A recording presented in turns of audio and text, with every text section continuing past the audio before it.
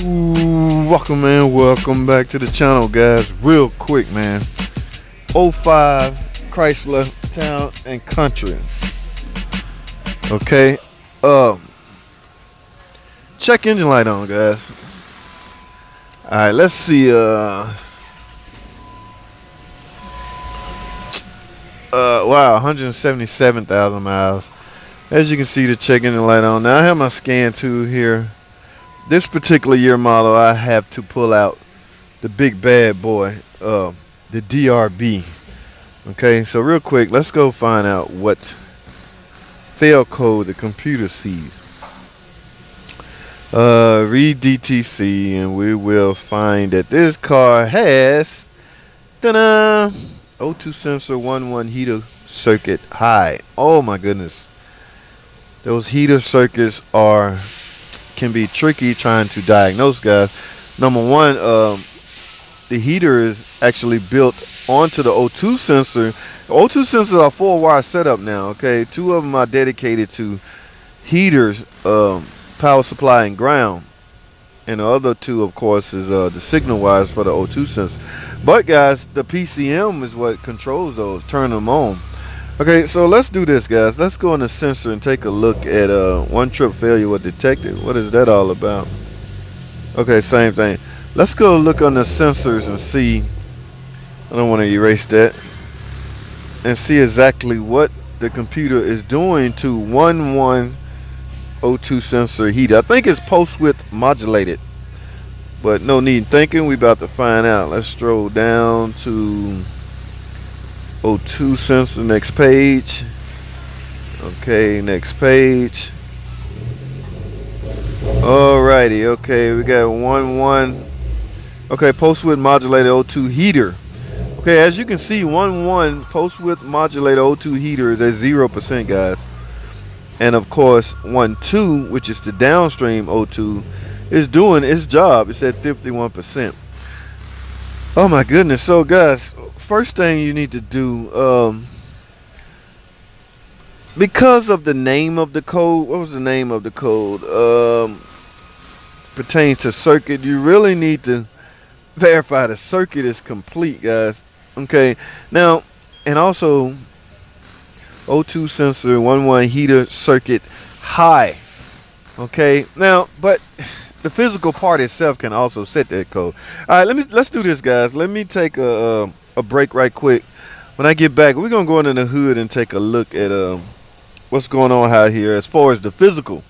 Now we have access, we have visual access to the upstream O2 sensor. Of course, the downstream O2 sensor is after the catalytic converter. Okay, which means the car had to be in the air for us to see that. But our problem is the upstream. 1 guys mean upstream O2 sensor. Okay, now this doesn't have the dual setup where upstream and downstream on both banks. Okay, this is an older model, '05. All right, stay tuned, guys. Don't go anywhere. I will be right back.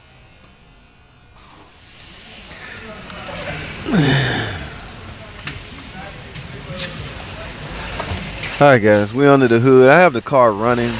Alright, you can see that this is pretty much generic O2 sensor, guys. I talk about this a lot. A couple of sensors, Chrysler related, you really have to go with OEM, guys. That is not an OEM O2 sensor. I'm not saying had they installed an OEM O2 sensor they wouldn't have this problem, but I will say you will get best results from an OEM O2 sensor, cam sensor, crank sensor, things like that. Okay, so what I'm gonna do is unplug this, and we're gonna go back to the computer and see what my readings are as far as that post width modulator. All right, let's go back in the car.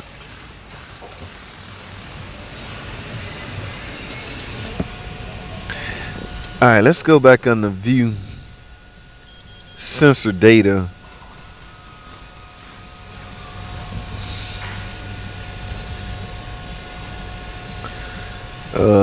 Sensor display, I meant.